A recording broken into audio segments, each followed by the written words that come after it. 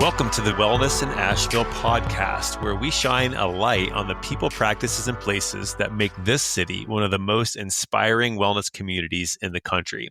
I'm your host, Travis Richardson, founder of Be Well Asheville, your local news source for health, wellness, and community events. All right, today's guest is Anna Twinney, an internationally recognized equine and animal linguist whose spiritual calling has led her to translate the silent language of souls for almost 3 decades. From British police officer to mystical communicator, Anna has become the first female clinician to carry ancient horse wisdom to China and Mongolia, working with over 10,000 individuals and horses worldwide, including gentling more than 1,500 wild horses.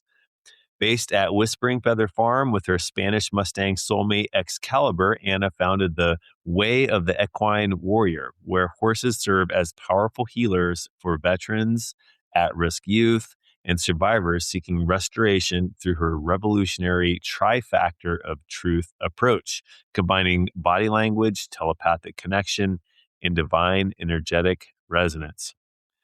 Now, I have to say, this was a pretty powerful episode. I actually broke down in tears around 20 minutes in. And the reason that is because for whatever reason, I had during the conversation with Anna, this large horse just staring literally through my soul. And as we were speaking, it just caught me so off guard that I had to pause for a moment because I had a couple tears running down my cheeks. So I've never had this happen before on a podcast episode. And so I was going to cut this out, but for the listeners, I thought it might be interesting to leave it in. So if you want to find out what that emotional moment was about and how I handled that and how Anna handled that, go ahead and listen on. And without further ado, let's jump right in and meet Anna. Welcome to the show, Anna. Well, good morning, and thank you for having me. Well, I'm really fascinated by this topic around horse whispering. I think there's going to be a lot of listeners that feel the same. I think we've kind of heard of maybe like the dog whisperer is how he was a famous guy on some channel on TV many years ago. And then there's some other whispering, but I'm really curious about this topic because I met a friend some years ago who owned a farm, and she did a lot of work around horses and healing. It was trauma based. I think it was around veterans, and then you do something very similar. So let's start off by just defining what is this term horse whispering. I think I would define it in my own way because there's so many angles that you can take.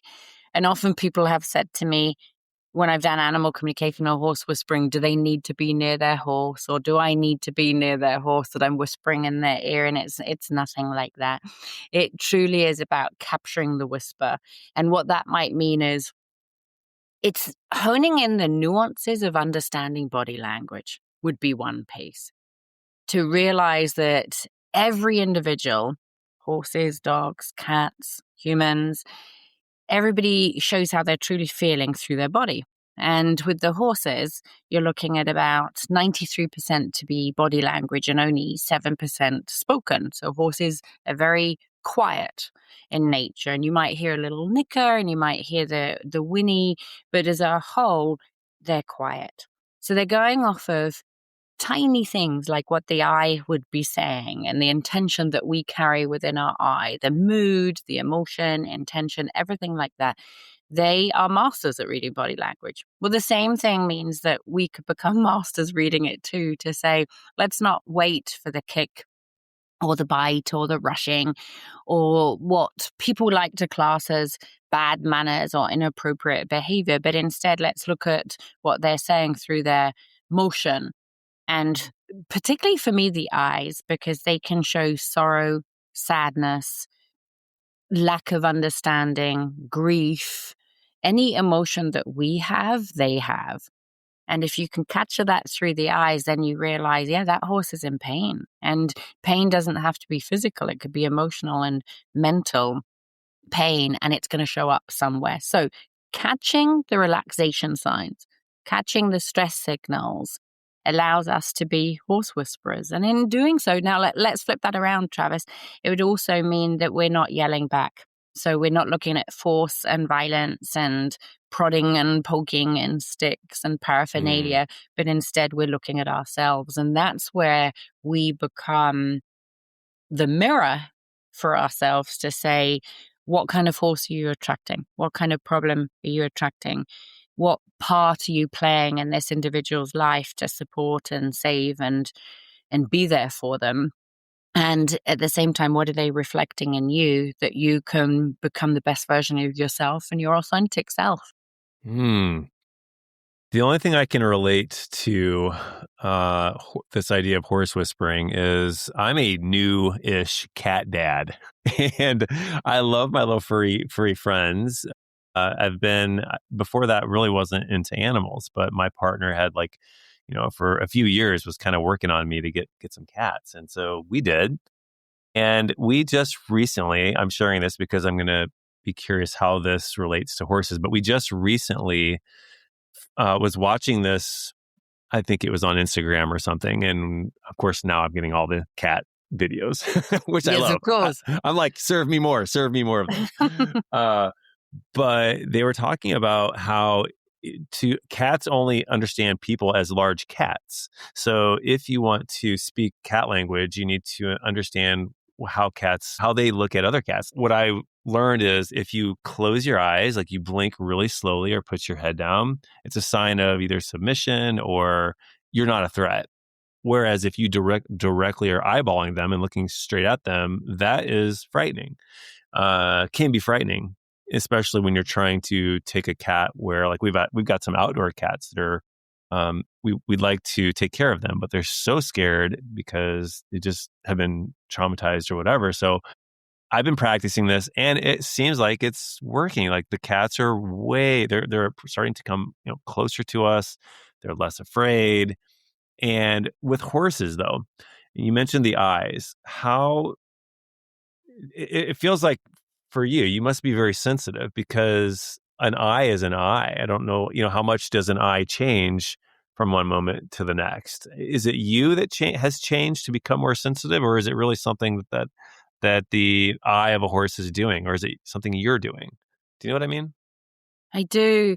I feel like it's our birthright as a whole. When we're born into these bodies, we have that ability to sense the rooms, and many people can relate to that. If they think back to when they were children, they know if they were welcome in a room. And in the British culture, it once was said they need to be seen and not heard. And so children relate to individuals that embrace them. They like to be seen. And if you hold their hand or look into the eye, show the interest, that child senses it, not just through your actions, but ultimately through your thoughts, your behavior, your mannerism, your recognition, your eye contact, your energy. So none of this goes for one species alone. And I think we're oversimplifying when people come back with, you've got to act like a horse or you've got to act like a cat.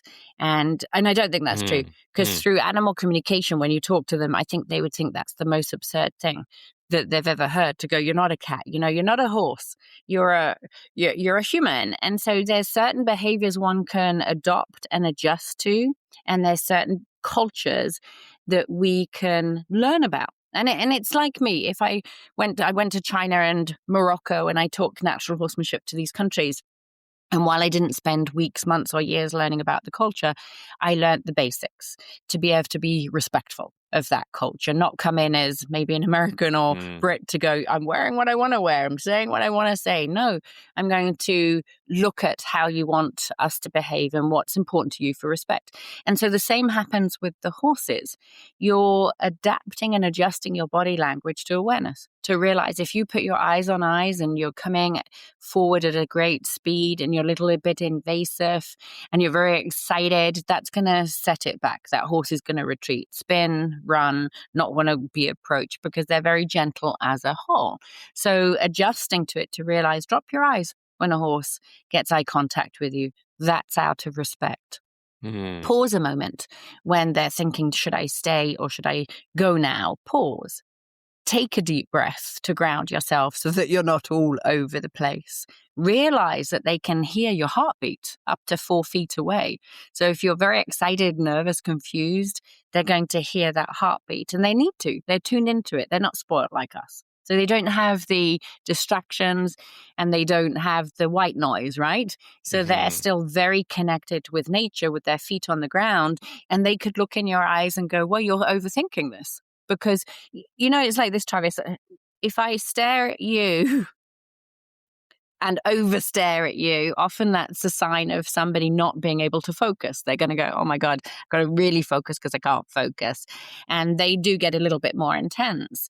If I'm somewhere else with my thoughts, my eyes will get glazed. So if I'm thinking about what I got to do this afternoon, my eyes get glazed because you either see in pictures or you see in words or whatever it might be, and you're not really present. So these horses are identifying, are you blinking? Are you present? Are you really in the now? So's your cat. They're looking at, where are you with your thoughts? Because if you're too intense, and this is like any human, I was teaching actually some of the military the other day, SEAL Team 6 to be precise. Wow, holy cow. And I'm thinking, I wonder if they look down, and no, instead they're staring. It was the yes, ma'am, and they're staring. And I'm going, oh my God, I've got to identify now. Are you doing this for this reason, this reason, this reason? And when they worked with a couple of the horses, I said to the one guy, you got to blink. You're too intense, blink. This horse doesn't know what the hell you're saying, and you're just coming at him with your eyes. So you got to blink. And these were the things that we could relate back to families to say, you know what, I know you're focused and I know you're trying hard, but if you glaze over and you don't blink, that's too much for any human being to handle in a vulnerable situation or in a conversational situation. And so, this comes back to the eyes to realize it's all in the intention. I tell my students you can hide behind a smile, but you can't hide behind your eyes. Yeah, right. They're sort of the gateway to the soul, I guess. Right? Yeah. That's what the thing is. Well, this is a good segue into I was reading on your website about this trifactor of truth. You have an approach here where you combine body language, a bit of what you call telepathic connection, and divine energetic resonance. I was like, whoa, that is a lot. And before you answer what that is, the thing that was curious to me was, does that mean then, as you were talking about body language just a second ago, is there something that a person needs to do internally that is kind of, I guess, independent of body language, where how you're being, of course, that shows up in the body, but is there something in addition to the body that the telepathy thing, I guess, are the horses sensing what's going on inside, regardless of how you're behaving? Which is a beautiful way to look at the horse whispering again, because if you're talking to the layman, the layperson, one would say the whispers in the eyes and the whispers in the minor nuance. And yet when we get that little bit deeper, the truth is the whispers in the thought. It's the thought. You're setting intention with the thought. So imagine if you're going out to say hello to a horse and you've got one foot out of the door already because you're on a time frame. They're going to read that in every part of your body language and your eyes. If you've got control issues, like if you're nervous around that horse or you've got control issues, it's going to show up through the nervous system. And so where does that all start? It starts in the thought. So therefore, what makes them magical, there's too many things to mention as to what makes a horse magical. But at the same time, they're teaching you to be truthfully in the now, in that present time, to let go of your past, in that moment and not worry about the future. And instead, you're thinking about what you're doing, right? So that thought will transmit. And this is kind of fun because often people think it's a little spiritual or woo-woo. And at the same time, it's not. We have the ability to connect with loved ones and family members and twins and so on through our minds. Well, we have the ability to connect with every single species. This isn't simply narrowed down to horses. We're looking at every single species with a heartbeat. If you can find that vibrational frequency, they are masters at it already, and they're living in a world where they're waiting for us to catch up. And so when we can align our thoughts with their thoughts, then we're connecting on that telepathic level, which means they're going to pick up on the thought. And hopefully the listeners are going, well, where is that vibrational frequency? You know, how can I find that platform?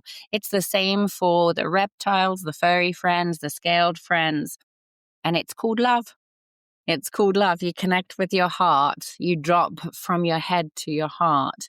Then you can tune out the white noise and identify the animal's conversation. Love that. Reminds me of the movie Avatar when the person connects to the horse through a neural network, but it's really the example of the telepathy part of what you're talking about that takes place just kind of through that. So what is it, do you think, that makes horses, they are, I feel like, a special creature. You mentioned that they are magical, and there's lots of reasons why. Is it because we've just been with? You can say the same thing for like dogs, I guess, in some ways, that we have kind of evolved with them now for many, many years and relied upon them. Yeah. What do you think? What's your take on why horses are unique, special, and why we should spend more time with them? Well, you mentioned dogs, and while I think there's crossovers between predators and prey, so the dog and the horse, and you could look at behavior modification and training techniques that are actually exceedingly similar. Beyond that, the dog is so loyal and they live with us 24/7 that they don't necessarily reflect everything that we're doing, saying, or being, because they love you unconditionally. That's the known fact, is the unconditional love. But the horses have to stay in that frame of protection and self-awareness first. And with that protection comes the fact that they read people beyond any other species. So they are listening to the heartbeats, they're seeing the intention, the nuance, they're looking at nervous systems in that way. And there's probably uncharted territory that we haven't looked at. Mine being our body language, their body language, herd dynamics, a natural state of being with the land. Then I'm looking at telepathy, energy healing, and energetic connection. Well, what about vibration of the land? What about colors that they see that we don't? There's so much that we haven't explored. And yet with this comes the fact that they're 1,000 pounds, 2,000 pounds, they're large, and they can become so soft and so connected and so communicative. And when you do things right, they're seeking the path of least resistance. They're seeking to support you. They can be heard and misunderstood so quickly, and people will fear them. So with that comes this partnership that can only be gained through trust-based ways of being. They are therefore your true reflection. When you got a bad day, they might not approach. When you got a good day, they're going to be all open. But there's other horses that will reach out and want to hug you. There's other horses that want to stabilize your heartbeat. So it just depends on the personality. I found that there's about 28 personalities in horses. So if you put that together with different learning styles and different beings, they're all going to help in different ways. They can help you to become grounded, to remain in the present time, find unconditional love, correct communication, drop that which no longer serves you, connect you to spirit. the list is so long. You could probably say a word and you could go, yeah, horses could do that. And you could come up with a patience. Yep, horses can do that. Trust, horses can do that. Gratitude, horses can do that. They can do it all. It's remarkable. It sounds like different teachers in like school, and there's obviously you've got a psychology professor and you've got a math professor, and they all have their different things, all here to teach. So you have experience working with horses around with veterans and trauma healing, at-risk youth, those kinds of things. What kinds of things have you seen horses be able to do in terms of impact for those kinds of populations?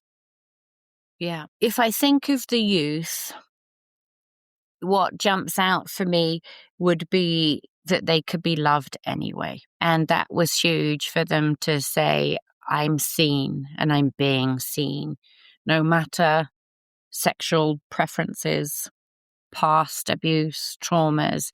The horses would see them as to who they truly are. And with that, it comes with everything of you don't need to tell your story. Perhaps they know their story already and they can sense it. And to see people, I guess, to become vulnerable and even prod, the horse can prod them to tell the truth. And if you have the right translator to say, what does this mean to you? Like if a horse puts his head right at the solar plexus, what does that mean to you? Does it mean that it's to do with your self-esteem, or is it your tummy? Is this horse referencing a loss of a child? Is it referencing your desire to be whole again? What does that mean to you? When the horse hugs you over the shoulder, is it perhaps the first hug you've had in a long, long time? And does that melt away all the guards, the heart guards that you've been carrying? These are the things that you see on the youth and the children, and seeing children speak again that haven't spoken. When it comes to the veterans, I found that equally as powerful, where I've had a Vietnam vet turn around on a wild horse gentling clinic and say, I have not cried since the 1970s. Oh my gosh. And when you touched him, he felt like an ironing board. It was so, so solid. And he said something that will never be forgotten, because the horses had asked him to look into their eyes. And this is perhaps not for the podcast, but he said it was such an awakening. The last vision he had of looking in somebody's eyes was when he shot them. And so to look into this eye and be seen and to see and replace that memory and replace that blueprint as I get choked up for a window to the soul was the greatest gift he could ever have. Yeah. So the breakthroughs you couldn't make up and you couldn't foresee. It simply happens that they would say from inside what's been going on and how these horses reach you. It's make it a little bit lighter. There used to be the Budweiser commercial of or the Heineken, that it can reach body parts that nothing else can reach. Well, that's where the horse comes in. They can touch people like nobody else can touch. Talk therapy, therapist, you name it, cannot get through as quickly as the horses. And I've been told that time and time again, where they might say, I've had 10, 20, 30 decades of coaching, but nothing like this. When you were just talking, I literally got goosebumps, and I actually started it's a little bit of embarrassing, but I almost started to get a bit emotional. Yeah. And as I'm thinking about it now, I'm thinking about, I had this vision of a horse being standing in someone's pain, and like kind of, what a horse does, you can get on top of the horse and you can ride the horse. It's like the horse can transport you through the fire of your life. It seems like it's like the spiritual equivalent of what they can do physically. Yeah. So it's a beautiful way to say it. Yeah. And it's all, the other image I had is, it's hard to have armor are on when in the presence. Yeah, it really is. It would be it would be the struggle to keep it on, like you say, and trying to force it on, because it's as though it melts, just melts. Yeah. I'm having a moment. I don't know. I gotta like, I gotta like take a second here. I don't know why I'm getting emotional. I've Yeah. got really powerful, like, there's a horse. It's like, I'm literally feeling like I've got this past life horse thing coming through or something. I don't know what, but it's like looking at me. So it's like, it's, this has never happened. I have no idea what's going on right now, honestly. I'd like to say it's something else in my life, but I don't think it is. There's this horse in my mind that I can't, like, whoever you are, I'll get back to you later. I'm trying to Bless do a you. podcast. When you feel into it, because you can see your horse, it's an incredible moment for you to realize we allow ourselves to feel into it, and so much transformation happens. And maybe for you, there's a recognition that you look at this horse to go, oh my gosh, I recognize him. And that for me is also the Buddha within. We recognize one another. The healer recognizes the other. There's something profound about the way they recognize us and us on a soul level. It feels like the I see you kind of thing is really strong in the vision I'm currently experiencing right now. And you said something about being seen, and Yeah. I feel like I'm pretty certain that horses do that in a way that's not really done any other way. That's, I think, what I'm feeling pretty certain about. And I also feel like I'm going to meet this horse I'm having this vision. I'm going to meet this horse someday, and I'll be like, you were the one. You're the one that I had a vision of. I know it's going to happen. That's so That's interesting. awesome. You're going to have to visit then. Maybe they're here. Maybe that's Maybe what it's it is. somebody here coming through on the property. Oh my God, I'd love to. I've often said when we work at Liberty with them, so Liberty where they've got nothing on them, we're stripped naked in the Yeah. sense of they see you so clearly, you can't hide. And so where people will hide behind their words or hide behind their clothes, their mannerism, you can't. You cannot hide. You're going to be seen with the horse. They reveal it all. And that, for me, is unmatched, especially with the coaching. It's unmatched. And there's times to be silent in coaching, and there's times to make suggestions, and there's other times to be really blunt. And I'm known to be blunt. When the question from one of the soldiers was, how can I find inner peace? And the answer that came back was, you still want to go to these, you want assignments, you want to go abroad, you're still getting a calling to go to war. You don't really want a normal life. And when you try to be at peace at home, you're searching and you're yearning to go back. So therefore, your peace comes with a knowing that there's more. There's more to life. There's more to do. And you go between the worlds, between your family and away. And so this was all about connecting to spirit, to know that you're not alone when you're out there. You're not alone. And yet you love both worlds, and that for you gives you peace. And you look at this to go, these aren't placebos. These aren't just telling you what you want to hear or you lying out loud to say what you want the world to hear. The horses will show the lies, they'll show the truth. And all it takes is either yourself to go inside or a good translator. Stay with us. We'll be right back. Hey, y'all. I just wanted to update everybody really quick here on a few things that we have up and coming for Be Well Asheville. We have a few exciting things and ways for you to get involved. First, for wellness pros, we have the Asheville Health and Wellness Meetup happening the first Thursday of every month. It's a relaxed space to connect with local experts, share resources, and meet like-minded people who are all about living healthier, longer lives. You can check out all the details and RSVP at our meetup page, and I'll put the link in the show notes. And if you're ready for an even more immersive experience, you should consider joining the Be Well Asheville Wellness Collective. We kick off quarterly January 1st, April 1st, July 1st, and October 1st. And I'll put the link to that in the show notes as well. And speaking of experts, we have season 2 of the podcast kicking off very soon with a focus on longevity. We'll be sitting down with amazing practitioners like Dr. Chad Crissell with the Integrative Family Medicine Clinic of Asheville, Dr. James Pinkston, Asheville Non-Surgical Orthopedics and Regenerative Medicine, and Dr. Troy Jackson with Authentic Health. You will not want to miss this one for sure. It's my favorite topic.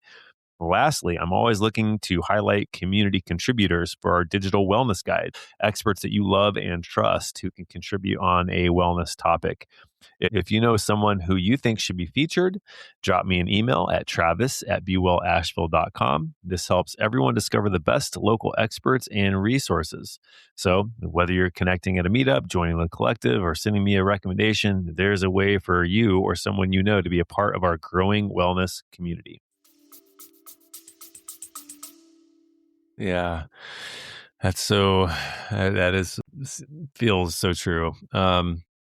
Yeah. So I also was reading this concept of the sacred pause, and I don't know what that is, but it feels to me pretty powerful. And I think we talked about the stillness that horses provide. Yeah. Can you expand upon this term? Did you come up with that, or is that something? Yeah. It's become a big emphasis, I think, in the last few years more than ever before, because in horsemanship, there's the structure. And I've started to create kind of columns to go, well, here's the structure of the pause, because we need to pause on a pressure and release, and horses learn from pressure release. And then you're looking at the pause to be able to determine the whys. Why is this individual doing it? When did it start? What's happening, etc. So those pauses. And yet, if we go to the sacred pause, it would be, let's pause to feel into what's being said here. Let's pause to get the intention. And equally as much, let's pause to allow them to speak back. So many people are constantly asking through movements, like if you're riding a horse, could you go left? Could you go right? Could you go forward? Could you stop? Pick up the speed, do this. And you can watch it in any performance world or any trail ride. It's compliance based. If I'm sitting and I'm telling you what to do and you're carrying me wherever I want to go. But what if we pause to say, where does this horse want to go? How does he want to move? Does he want to go home? And we give a voice and the choice. So therefore, this pause means allow them to fill the void. Also pause to find the reasoning behind something, because if we can't find why they're doing something and we only go into our head through scientific knowledge and intelligence, we're missing everything. We're missing what this is truly about. I believe, I know, because I've also lectured on when does a belief become a knowing. I know they're having a spiritual journey too. So they're going to have to make sacrifices. They have this spirituality. They have their life lessons, their destiny.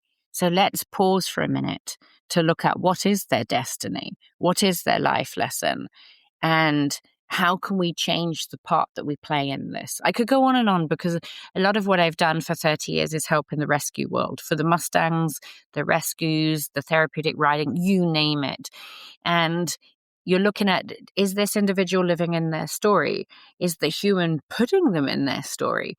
Are they introducing them as the victim, or are they empowering them? Because you're changing that vibrational frequency for every single individual each time you introduce them. So with that, you're looking at that pause of, do they want to hear that story all the time? Or should we say that at the barn and then come over to them?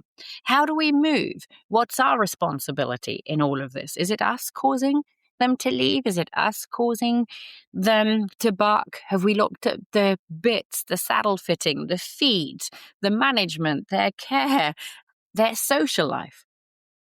Generally speaking, humans like to change everything. They go against the very nature of the horse, like they were never meant to be ridden. They split them up from their friends because it's inconvenient if they call. They label everything like hurt, bound, or bucking, but they don't look at the fact that 90% of behavioral issues are pain related. See, this sacred pause means so much to go, pause. He doesn't want to hurt you. Pause for a minute. He's not gotten out of his door this morning saying, I'm going to have a terrible day. Pause. What could be going on for him? Could you walk in his hoofbeats in any shape or form? Everything comes back to the pause. I think And it's everything. And isn't that everything for the rest of our lives as well? Pause and breathe. You know what I mean? I mean, this idea of pausing, I have used this before. I used to work at a job that I really didn't like, and I would sometimes bring the pain of that into the house, into the home. I was never, I would be sometimes, I could be reclusive or subdued, kind of like not wanting to engage in family stuff. And so I started to pause before I enter the house. I said, you know what? You have a choice. You're going to make it again. You do this every single day.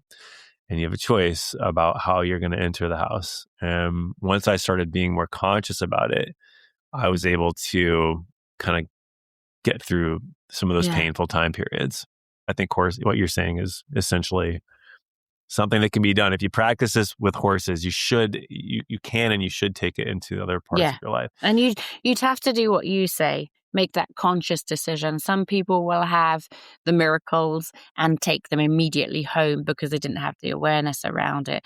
And others are going to have to make a step-by-step kind of plan and structure to consciously take it there. And anything for those that are listening, if you're going to pause and not take your baggage to the horse, that's great. If you could pause as you're around the animals, that's great. But it goes beyond that, right? Like we're saying, pause and breathe to connect to spirit, so that this is a guided piece and that we remember who we truly are and where we truly came from. And so horses will reflect all of that. If people are just bulldozing through, they'll show it. If people are attached to the outcome, they'll show it. And these patterns start to reveal themselves. And you have the conscious decision to make. We can change our blueprint. We can change the patterns we've brought into our lives. Yeah. By the way, I forgot to ask you earlier on, I know you were a British police officer. And so how in the world did you, usually the people ask this at the beginning of the thing, but I kind of find it fascinating or interesting to ask it later now, because it's. How did I get there? Yeah. How have you gotten to the point where you've just dropped, like, I can tell that was decades of wisdom condensed into 20 minutes, 30 minutes. So what brought you to the point you are now? What brought me there? Well, let's look at the point of what brought me to policing. I was actually in investment banking in London, and I was an assistant compliance officer. So one of my paths that I'm noticing is the truth seeker. And so I was clearly at a young age looking for truth within investment banking. My then husband was Special Forces and went to Desert Storm. And while he was fighting for our country, the investment bankers were raking it in monetary wise. It was January and the big bonus came. And usually people would get a quarter to a half of their salary in the bonus. One of the investment bankers didn't like what had happened. He threw a computer out of the fourth story onto the car because of the value of his bonus. That's where the trajectory of my life changed. And I went, I don't want to be around people like this. I want to be around the real people that are serving the country and that have their values, their core values placed elsewhere. So my then husband and I became the first married couple in the United Kingdom's history to join the British police force. People had met along the way, but not joined together. So it's kind of a fun fact to say we joined the police together. And I loved it. I loved it. Perhaps I wasn't cut out for it as much as I loved it. And my deciding factor in the change in my life came with a head-on car accident, PTSD, having been raped and child abuse trained, and my horse. So 3 paths led for a mega change in my life. So with that, I packed a suitcase. My then husband basically said, I'm giving you the wings to fly and I can't come with you. Your destiny is in the United States. And I left my horse, my home, my dog, my career, my family, my husband to follow the call of the horse. I moved to California, got great debt, lived out of a horse stall for a short period of time, and found myself in an abusive relationship on top of all of that. So I gave up everything to become a horse whisperer. When I realized there was no path back, I couldn't leave the country because once you're in the process of certain visas, you can't. I had no job to go back to. My marriage had come to an end and money was scarce. It basically meant that at that point in time, I threw myself into the horse's language. And so I felt like Spirit, God for me, it stripped me from everything I was used to. Faith had to play a part, and everything became faith guided. And I watched horses in the wild, basically traveled the world in pursuit of the true language of the horse. And that's how I found myself on this path. Wow. I think in a nutshell. Yeah. What do you even say to that? What I say is that's massive courage to leave the known for the absolute unknown, and then to face the things that you have and to still pursue your calling. That's so rare. I aspire to be more like that. I'm trying to do that with what I do. But because I was an engineer and I didn't like that at all. Hated it, despised it, whatever the most negative word you could think of to feel about it. That was what I felt. And it just wasn't worth it. All the money in the world is not worth feeling like that, because you have this life, like, it's so precious. We should do what we're called to do. Speaking of that, you have lots of cool things coming up you've got a holistic horse certification course. I do. And some other things. Do you want to talk about what you're up to? I mean, tell us, like, because I want to know, like, what's your day to day? Like, how do you operate? How can people work with you? What are your courses? Just tell us more about, like, what it is that how to work with you. What are you doing? You're so kind. I do want to say, you and I share these things. I had the 2x4. It's not like I listened. Remember, I was broken mentally, emotionally, and physically before I listened. So I took the bus, not the 2x4. Yeah. And more than once in my life. So that was a big one. And this past year has been a big one as well, since the hurricane took another bus load there. So it looks like there was a bit of a pattern. And I do think at the pearly gates, I turn around and go, why didn't I get this quicker? Why couldn't I have been amused by it and lighter by it and chosen an easier path? Yeah. So I think we share that. My day-to-day varies so dramatically, from teaching energy healing for horses for 1 week, the SEAL team another week, private clinic, then looking at colt starting Nakota horses or Warm Springs Mustangs, behavior modification, and now moving into the 24-day course. So yes, it varies extensively. If I'm not doing that, I'm talking to animals and sitting down at home or going to people's homes and helping with all species. We just came back from Costa Rica from a life coaching course that we were teaching. And now I'm here until I go to Ohio to help at a veterans nonprofit and to teach another clinic to the public there. Coming back for a 24-day course. So it never ends. And there's so much variety. For me, the common denominator has been the horse's language. That's one, to say, let's speak the truth. Give a voice to the voiceless, speak the truth. Be that animal communication or horsemanship.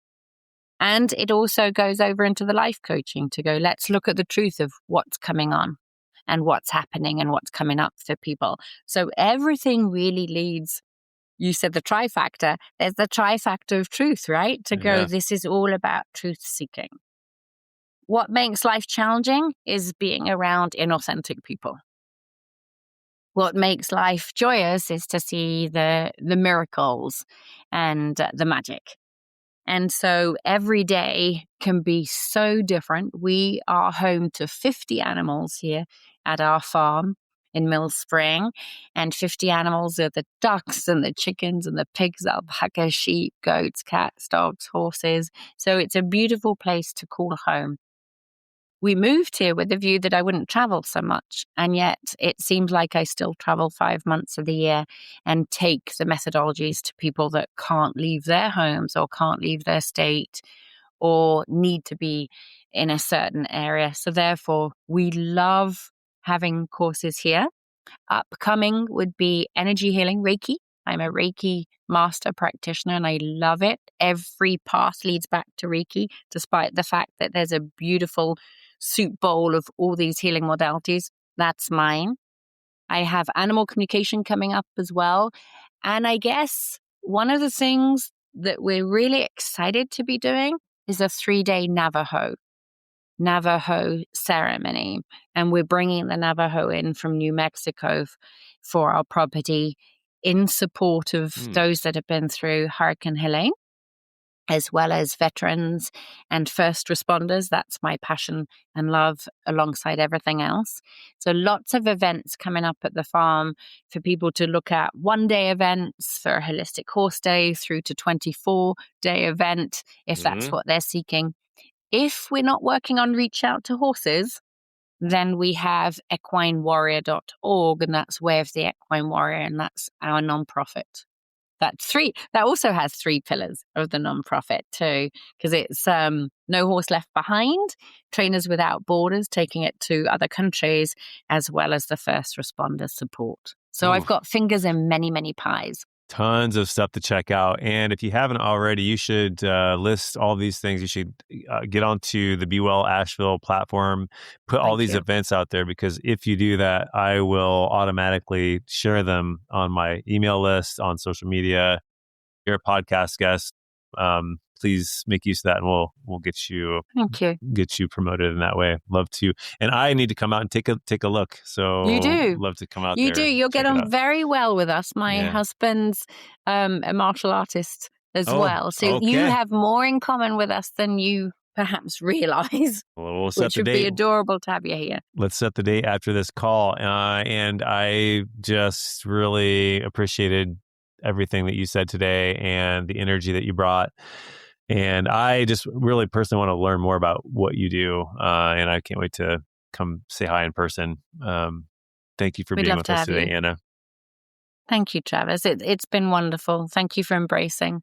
Yeah. And even for allowing, right? It was really touching to see how moved you are by the animals and the horses. Well, something's coming through pretty strong for me, and I'm just going to be curious about that all day today and probably the rest of this week is what that was. So who knows? There's magic all around us, and sometimes it pops in and we don't need to even name it, just know it's there. Thank you for listening, and you can explore Anna's transformative work at equinewarrior.org and reachoutohorses.com. Follow her on Facebook at Anna Twinney and check out her YouTube channel, Reach Out to Horses, for incredible demonstrations of her work. Anna is also offering custom freebies for our listeners. Reach out to her directly to discuss ebooks, DVD streaming, or other resources that call to you. Thank you for listening. You can catch the next episode while hiking up to Craggy Gardens, walking your dog through Carrier Park, or cruising down the Blue Ridge Parkway at Golden Hour. You can check out more Asheville wellness news and events and join our newsletter at bewellasheville.com. And as always, thank you for being the best part of our wellness community. And until next time, be well.